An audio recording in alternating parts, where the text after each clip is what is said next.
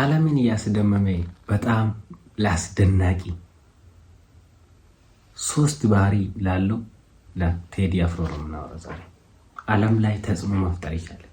ምን አይነት ነገሮችን ነው የሚከተለው ስንል እንደ 3 ጣት ነው የምናየው። አንደኛ ላይ የምናየው ዓላማውን ፈልጎ አግኝቷል። ይህ ሰው አንደኛ ዓላማውን ፈልጎ አግኝቷል። ለዓላማ ሲል ነው እየኖረ ያለው። ስጦታውን ለምን እንደተፈጠረ ምን እንዳለው ስጦታውን ለዛ ስጦታ ዓለምን እያዳረሰ ያለ አንድ አሉ። ለምሳሌ የተለያዩ አርቲስቶች አሉ ዓለም ላይ ተጽዕኖ መፍጠር ይችላሉ፣ አገር ላይ ተጽዕኖ መፍጠር ይችላሉ። ግን ዓላማውን ፈልጎ ያገኘ ሰው ዓለም ነው የሱ ቤት እንጂ ሰፈር መንደር አይደለም። መንደር ሰፈር ውስጥ መታወቅ አይደለም። ዓለም ላይ መታወቅ ይችላል። ለምን? ጥበቡ ውስጡን ከውስጥ ያለውን ፍላጎቱ ራሱ ማውጣት የሚችለው ዓላማ ሲኖር ነው። ምን አይነት ዓላማ ላይ ነው የሚሰራው?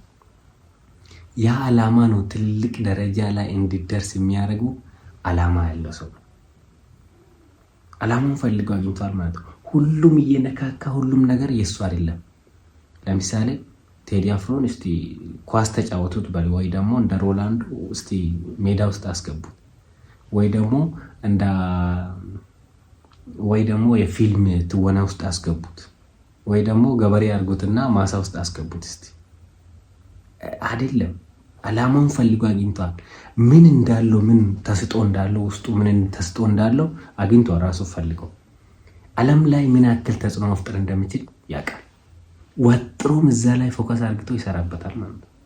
ለዛ ነው ዓለም ላይ ተጽዕኖ መፍጠር የሚችለው ዓላማ ያላቸው ሰዎች ቤታቸው ብቻ አይደለም፣ ቤት ውስጥ ብቻ አይደለም የሚታወቁት እነሱ፣ ወይ ደግሞ ሰፈር ውስጥ ብቻ አይደለም የሚታወቁ፣ ዓለም ላይ ይታወቃሉ። ለምን? እንትኑ ራሱ ቦታው ራሱ ሊገድባቸው አይችልም። ዓላማ ያለ ሰው ማለት ነው። በሰፈር ተከልሎ አይደለም የሚያስቡ። ሁለተኛ ደግሞ የራሱ መንገድ ይከተላል።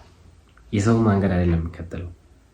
የት ቦታዎች እስቲ አግኝታችሁ ታውቃላችሁ? የት ቦታን ታያላችሁ? ማን? ቴዲ አፍሮ።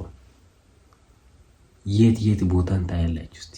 ለምን? ዓላማ ያለ ሰው የራሱን መንገድ የሚከተል ሰው ሁሉም የተጠራበት ቦታ አይሄድም። ዝቅ ያለ ቦታ አይገኝም፣ ከሱም በላይ የሆነ ቦታም አይገኝም። ሲጀመር የሆነ ቦታ ላይ ተገኝቶ ሊያንስ አይችልም። ለምን? ዓላማ ያለ ሰው ነው። ምን ጊዜ መናገር እንደሚችል ያውቃል። ምን ጊዜ ዝም ማለት እንዳለበት ያውቃል። ዓለም ሙሉ ካሜራ ማን ሁሉ ይጨነቅለታል ስመጣ። ስለዚህ የራሱን መንገድ ይከተላል። ሶስተኛ ደግሞ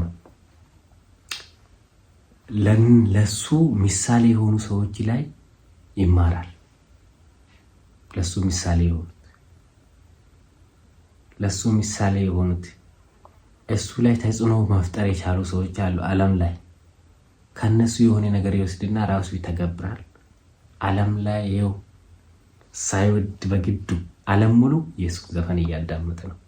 እኔ እንጃ ዘፈን የሚወዱ ሰዎች ብቻ አይመስለኝም አሁን እያዳመጡ ያለ ዘፈን።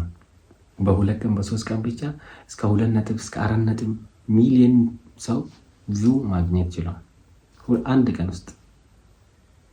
ዓለም ላይ ማንም ሳይፈልግ በግዱ እየሰማ ነው። ለምን?